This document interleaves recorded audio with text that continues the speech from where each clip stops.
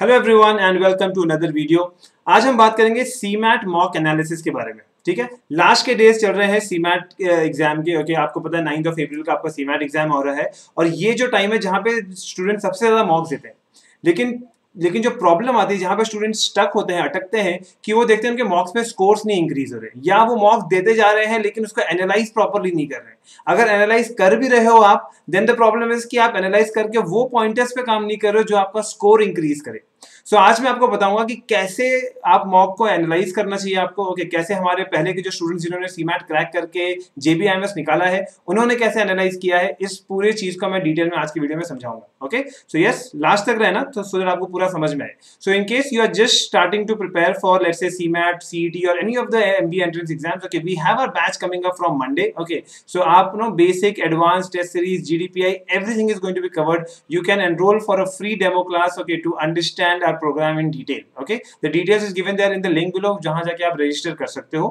This is the entire details of the study material for the CMAT CET program. Okay, आप वहां जाके अलग से भी enroll कर सकते हो, देख सकते हो सारा program, okay, जो है यहाँ पे। Now coming to the point, okay, of the CMAT mock analysis, सबसे पहले तो आपको अपना जो टाइम है पर सेक्शन का वो क्लॉक करना बहुत जरूरी है। ओके, मैंने इसके पहले की वीडियोस में भी बताया था कि आपको कितना टाइम हर सेक्शन को देना चाहिए। रफली अराउंड 10 to 15 मिनट्स। ओके, मैं तो 15 मिनट्स को भी ज्यादा बोलूंगा।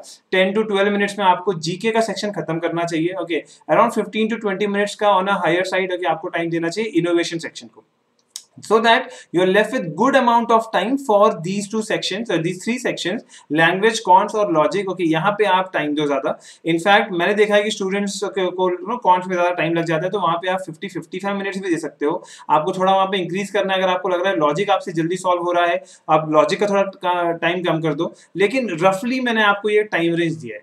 व्हाट इज इंपॉर्टेंट कि आप अपने आप को टाइम करना शुरू करो कि पर सेक्शन वाइज आप कितना टाइम ले रहे हो, ये देखना बहुत जरूरी है। ओके, नाउ अब मैं यहाँ पे ये जो मैंने टेबल बनाया है, ये मॉक एनालिसिस का वो टेबल है जो कि हमारे पहले के स्टूडेंट्स ने भी फॉलो किया था।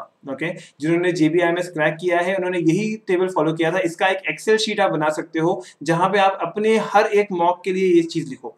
देखो, पहली बात, जैसे मैंने कहा कि आपको टाइम क्लॉक करना है कि आप कितना टाइम दे रहे हो हर सेक्शन को। ओके, आपके पास वो टाइम लिखा रहना चाहिए कि मैंने किस सेक्शन को कितना टाइम दिया।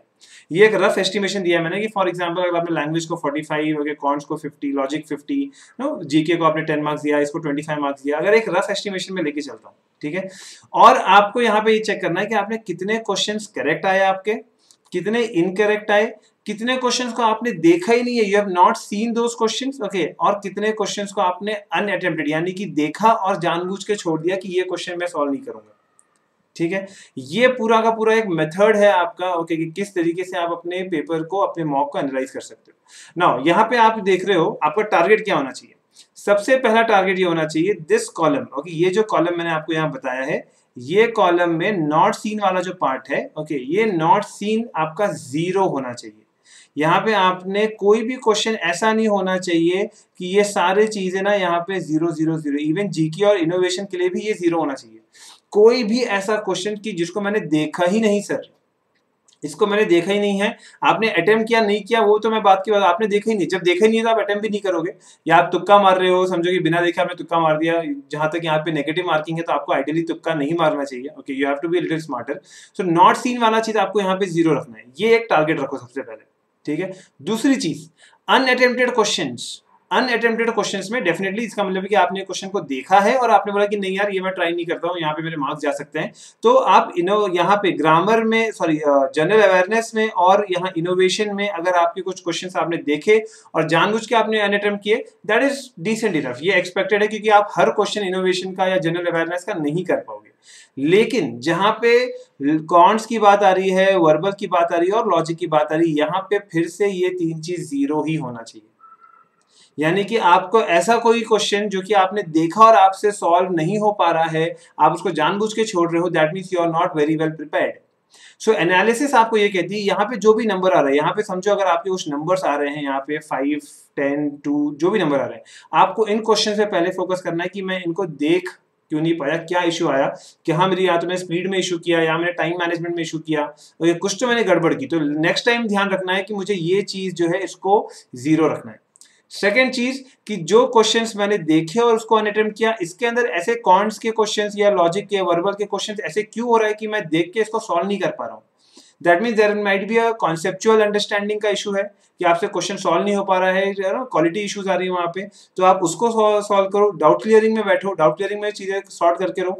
गो back to your videos, okay, go back to the session that you have attended before, उसकी रिकॉर्डिंग देखो।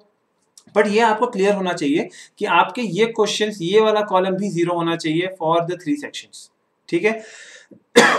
अब ये बात हो गई यहाँ पे, ठीक है। अब बात आती है इनकरेक्ट क्वेश्चंस। आपने अटेम्प्ट किया और क्वेश्चन गलत चले गए। अब ठीक है, जीके में ओके और इनोवेशन में फिर से कुछ ना कुछ नंबर्स आएंगे, चलेगा, लेकिन यहाँ पे ये फिर से 0 होना चाहिए। यानी कि जो मैंने आपसे कहा था, आपको पहुंचना कहां पर है, आपका गोल ये है कि आपका लैंग्वेज स्किल्स, आपका इनोवेशन, आपका ये क्वांट्स वाला, आपका ये लॉजिकल रीजनिंग एलआर, सो क्वांट्स, वर्बल और एलआर, ये आपके सारे के सारे क्वेश्चंस राइट आने, ये आपका अल्टीमेट गोल है। तो आपकी एनालिसिस कुछ इस तरीके से होनी चाहिए कि आपको पता रहे कि कौन सी चीज आपको आगे मूव करनी है, ठीक है। ध्यान रखना है आपको ये तीनों चीजें जो है ना, आपको ये इनकरेक्ट वाले को यहाँ मूव करना है, आपको नॉट सीन वाले को यहाँ पे मूव करना है, ओके, यहाँ पे, ओके, और आपको अनअटेम्प्टेड वाले को भी यहाँ पे मूव करना है। ये तीनों चीज यहाँ पे मूव करनी है। तो आपको हर एनालिसिस के बाद जब ये नंबर्स दिखेंगे, जब आप उन चैप्टर्स पे जाओगे, जब आप उनके डाउट्स क्लियरिंग करेंगे, जब आप उसके वीडियोस जाके वापस देख रहे हो, उनके ऊपर आप वापस अपने बेसिक लेक्चर्स बैठ रहे हो, तब आपको चीजें वहां पे क्लियर होंगी। जब आप इसको प्रैक्टिस कर रहे हो, जाके प्रीवियस ईयर के क्वेश्चंस दिए हैं हमने, ओके, 2020, 19, 18 का पेपर दिया हुआ है, वो सॉल्व कर रहे हो, वहां से क्लियर होगा। So make this table, okay, as a chart. इसको अपना चार्ट बनाओ, ओके, इसको एक्सेल पे जाओ, इसका चार्ट बनाओ, और हर मॉक का mock number 1, mock number 2, okay, ऐसा करके इसको शुरू करो।